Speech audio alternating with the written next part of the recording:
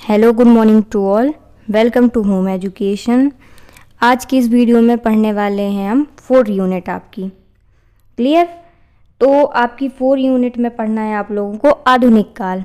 आधुनिक काल को कितने भागों में बांटा गया है? 6 भागों में। तो पहले होता है भारतीय हिंदू युग, फिर होता है द्विवेदी युग, जो कि मैं इस वीडियो में आपको दोनों का वर्णन पढ़ाने वाली हूँ। अब आपके बचते हैं जो 4 युग, छायावादी, प्रगतिवादी, प्रयोगवादी और नई कविता। ये मैं पहले ही आप लोगों को वीडियो अपलोड कर चुकी हूँ। आपके जब एग्ज़ाम चल रहे थे उससे पहले ही मैं अपलोड कर चुकी थी। क्लियर? तो जिसने भी ना देखे हों पहले वो भी देख लें और आप ये भी देख लें, क्योंकि आपके एग्ज़ाम फर्स्ट पेपर और सेकंड पेपर दोनों के लिए आधुनिक काल इम्पॉर्टेंट है। अब मालूम नहीं कौन सा आ जाए या डिफरेंस पूछ दे, तो आपको सभी का याद रखना पड़ेगा, तभी आप लोग डिफरेंस याद रख पाएंगे। कहने का मतलब अंतर आते हैं ना, किसका भारतीय हिंदू युग का बताएं या द्विवेदी, ऐसे पूछ लिए जाते, तो आपको सबका याद रखना पड़ेगा। तो चलिए स्टार्ट करते हैं। तो आपको सबसे पहले पढ़ना है भारतीय हिंदू युग। तो इसमें बताना है सबसे पहले आपको इसका समय कब तक का था। तो इसमें बताना है कि भारतीय हिंदू युग का जो समय था वो 1850 से 1900 तक था। क्लियर? फिर बताना है आपको भारतीय हिंदू युग को हिंदी साहित्य का प्रवेश द्वार माना जाता है। अब यहाँ से आप एक चीज़ और याद रखें, ये डायरेक्ट क्वेश्चन इस तरीके से नहीं पूछा जाएगा कि भारतीय हिंदू युग किसे कहते हैं या क्या होता है, इसका वर्णन कीजिए। हो सकता है वो ऐसे भी पूछ ले कि जो भारतीय हिंदू युग है हिंदी साहित्य का प्रवेश द्वार माना जाता है, इसके बारे में वर्णन कीजिए, या कुछ भी उनकी पॉइंट उठा सकता है कि ये भारतीय हिंदू युग के द्वारा जो लिखा गया था कौन सा युग, मतलब युग था। तो आप ये याद रखेंगे कि भारतीय हिंदू से याद आपको रखना पड़ेगा। समझ आया आप लोगों को? चलिए फिर आपको बताना है भारतीय हिंदू जी के नाम पर ही क्या हुआ था, इस युग का नामकरण किया गया था। याद रखेंगे, ऑब्जेक्ट की दृष्टि से भी आपको लिखना तो है ही है। फिर बताना है आपको भारतीय हिंदू युग में देशभक्ति और राजभक्ति तत्कालीन राजनीति का क्या थी, अभिन्न अंग थी, जिसका स्पष्ट प्रभाव इस युग के कवियों में देखा जा सकता है। फिर आपको बताना है कि इस काल में कविता के क्षेत्र में ब्रजभाषा का प्रयोग किया गया है और गद्य के क्षेत्र में खड़ी बोली का किया गया है।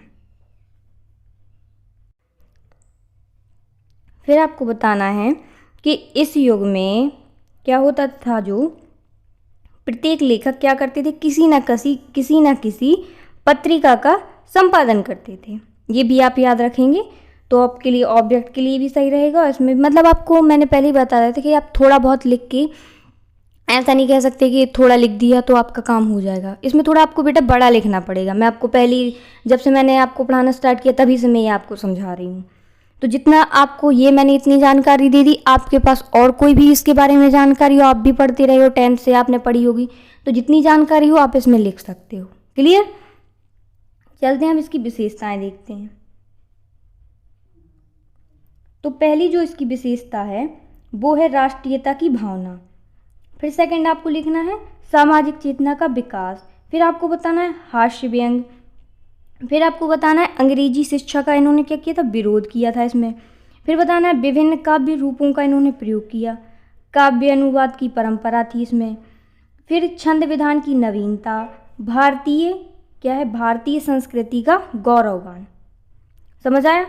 तो ये विशेषताएं मैंने बेटा पॉइंटों में लिखी हैं।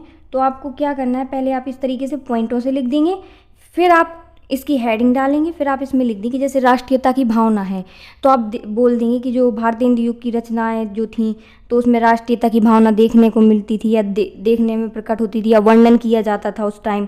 मतलब इस तरीके जो आपको अच्छा लगे कि प्रयोग किया जाता था या देखने को मिलता था, आप इस तरीके से लिख सकते हैं। मतलब आपको हेडिंग बना के लिखनी है, वो मैंने सीधा सिंपल फार्मूला आपको बता दिया है। अब आपको देखनी है बेटा इसके कवि और रचनाएं। उससे पहले बेटा आप एक चीज़ और समझ लीजिए। अगर आपको पिछली वीडियो जो मैंने आपको बताया कि आधुनिक काल को मैंने 6 भागों में बताया था, तो 2 मैं पढ़ा रही हूँ, लेकिन आपको जो 4 वीडियो मैंने कहा आप देख लेना। अगर आपको ढूंढने में कोई दिक्कत जाए तो मैंने अपने व्हाट्सएप में एक BA के बच्चों के लिए ग्रुप बनाया है, तो उसमें मैं क्या करती हूँ, सभी वीडियो अपने शेयर करती रहती हूँ, तो बच्चों को आसानी से मिल जाते हैं। तो अगर आप लोगों ने अभी तक ज्वाइन नहीं किया है तो आप लोग ज्वाइन कर लें। और मैं पिछले वीडियो में आप लोगों को मैंने हिंदी के पिछले वीडियो जो डाले थे उसमें व्हाट्सएप ग्रुप का नंबर भी दे चुकी हूँ, तो आप लोग देख लीजिए वीडियो को, उसमें नंबर भी है, तो आप लोग ज्वाइन हो जाइए। क्लियर? चलते हैं। अब आपको बताना है बेटा कवि और रचनाएं। ये बेटा या तो सिर्फ वो इतना पूछ लेता है कि भारतेंदु युग किसे कहते हैं, कवि और रचनाएं बताइए, या वो पूरा वर्णन करने को कह दे तो आपको विशेषताएं, कवि किसे कहते हैं, सब जितना भी मिलता था और भी इनके बारे में, क्योंकि अब 12 तो है नहीं तो कोई सीमा होगी। आप तो इतना देखें कि हमारा 4-5 पेज तक का अंतराल हो गया है तो आप छोड़ दें, वरना आप लिखते रहें। मतलब आप 5 नंबर के लिए कम से कम इतना तो लिखेंगे ही। चलिए अब आपको लिखना है इनके बारे में, इसके जो भारतेंदु युग के कवि कौन कौन से थे। तो पहले जो थे, क्योंकि भारतेंदु युग को हरिश्चंद्र जी को भारतेंदु युग का क्या कहा जाता है, देखो जनक भी कहा जाता है। तो पहले तो यही हो गए। अब इनकी कौन कौन सी रचनाएं थी, देखो प्रेम सरोवर, प्रेम फुलवारी, प्रेम मल्लिका, इस तरीके से देखो इनकी याद करने में भी आपको दिक्कत नहीं होगी। अब आपको बतानी है प्रेम नारायण मिश्र, देखो इनकी भी प्रेम पुष्पावली, मन की लहर। फिर आपको बतानी है जगमोहन सिंह, प्रेम संपत्ति लता देवयानी। फिर आपको बतानी है राधा चरण गोस्वामी, नवभक्तमाल। अब आपको मैंने बहुत ही कम दी हैं, बल्कि 4 ही दी हैं, तो आप ये याद रखिए कि 4 के 4 ही याद कर लेना आप लोग, क्योंकि ज़्यादातर कवि और रचनाएं 4 ही पूछी जाती हैं, तो याद रखिएगा आप लोग। अब देखिए मैंने नीचे एक हेडिंग डाल के भी लिखी है, ये देख लीजिए आप लोग। मैंने 3rd में आपको बताई थी, ये देखिए हास्य व्यंग बताइए। तो ये हेडिंग किस तरीके से लिखनी है ये आप और देख लो एक बार फिर भी। ये देखिए जैसे आपने पहले पॉइंटों से तो लिख दिया, अब हेडिंग एक का डाल के लिखेंगे। तो आप लोग लिख देंगे कि भारतेंदु युग में हास्य व्यंग की प्रधानता होती थी, या हास्य व्यंग की भारतेंदु युग की जो रचनाएं होती थी, आप रचनाएं भी लगा सकते कि इस युग की जितनी भी रचनाएं मतलब होती थी तो उसमें हास्य व्यंग की प्रधानता होती थी, या इसमें हास्य व्यंग की देखने को मिलता है या वर्णन मिलता है। मैंने अपने हिसाब से एक बात बता दी कि आप इस तरीके से लिख सकते हैं। क्लियर। चलिए तो आपका भारतेंदु युग जो था वो मैंने करवा दिया है कंप्लीट। तो अभी तक अगर आपने वीडियो को शेयर लाइक नहीं किया है तो लाइक कर दें, और वीडियो को शेयर ज़रूर करें। आप लोग शेयर बिल्कुल नहीं कर रहे हैं, और अगर चैनल को सब्सक्राइब नहीं किया है तो आप लोग सब्सक्राइब भी कर लें। अब चलते हैं हम लोग सेकंड की तरफ। मैंने आपको कहा था मैं 2 पढ़ाऊँगी आपको, एक भारतेंदु युग और एक द्विवेदी युग। चलिए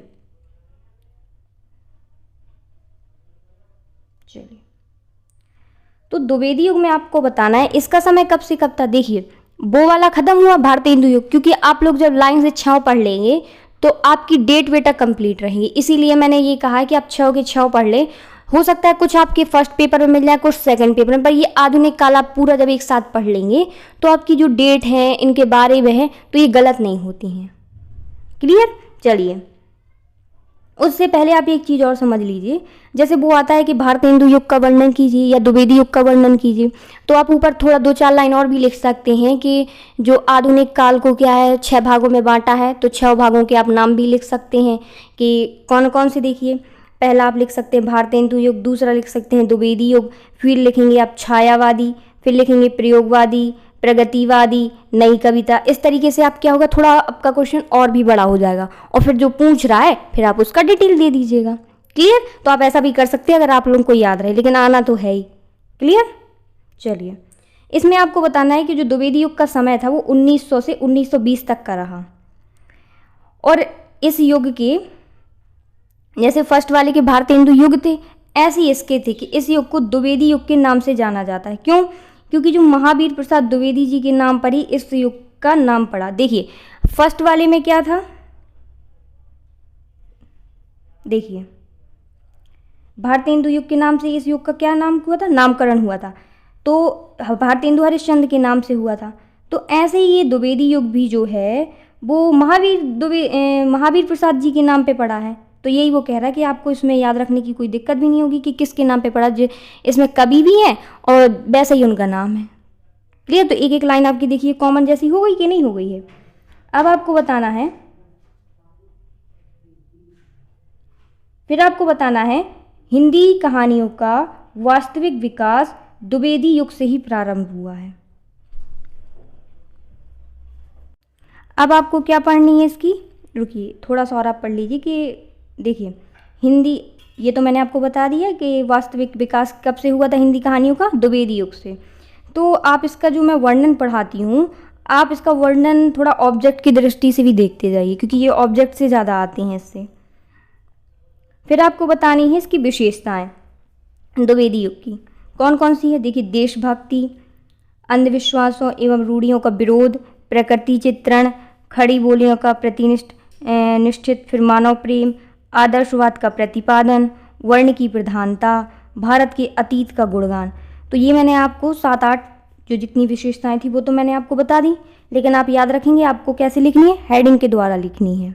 और कैसे लिखनी है वो भी मैंने आपको बता दिया कि आप कोई भी गलती ना करें। चलिए अब आपको क्या बताने हैं, कवि और रचनाएं। तो जो आपके पहले कवि है देखिए, उसमें फर्स्ट वाले में देखो भारतेंदु युग को जनक कहा गया था, भारतेंदु युग का, तो पहले उनका नाम लिखेंगे। तो ऐसे ही आपको इसमें करना है। तो जो महावीर प्रसाद द्विवेदी जी जो थे, उनकी क्या थी रचना, साहित्य की महत्ता। फिर आपको बताना है सरदार पूर्ण सिंह, मजदूरी और प्रेम। फिर आपको बताना है मैथिली शरण गुप्त, पंचवटी और साकेत। फिर बताना है आपको माखनलाल चतुर्वेदी, तो युगचरण और समर्पण। फिर बताना है आपको बाबू श्याम सुंदर दास, समाज और साहित्य। चंद्रधर शर्मा गुलेरी, कछुआ धर्म। ये आपकी कुछ, इसमें मैंने आपको 6 बता दी, अब 4 भी याद रखेंगे तो आपका काम हो जाएगा। और वैसे भी आप जितने से ज़्यादा कलेक्ट हो सके इनके बारे में आप उतना याद रखें। जो आपने पहले भी पढ़ा हो आप वो भी लिख सकते हैं। जितनी मुझे जानकारी थी तो मैंने आपको दे दी है, क्योंकि आप ये समझ लो जितना लिखोगे उतना ही सही है आपके लिए। तो आपके देखो द्विवेदी युग भी कंप्लीट हो गया और भारतेंदु युग भी आपका कंप्लीट हो गया। तो चौथी यूनिट तो आपकी देखिए कंप्लीट हो गई, क्योंकि मैंने जो बाकी आपके 4 जो युग थे वो मैंने पहले ही अपलोड कर दिए थे, तो आप देख लें। और इसमें कोई भी दिक्कत हो तो आप कमेंट भी कर सकते हैं। और वीडियो देखने के लिए थैंक यू।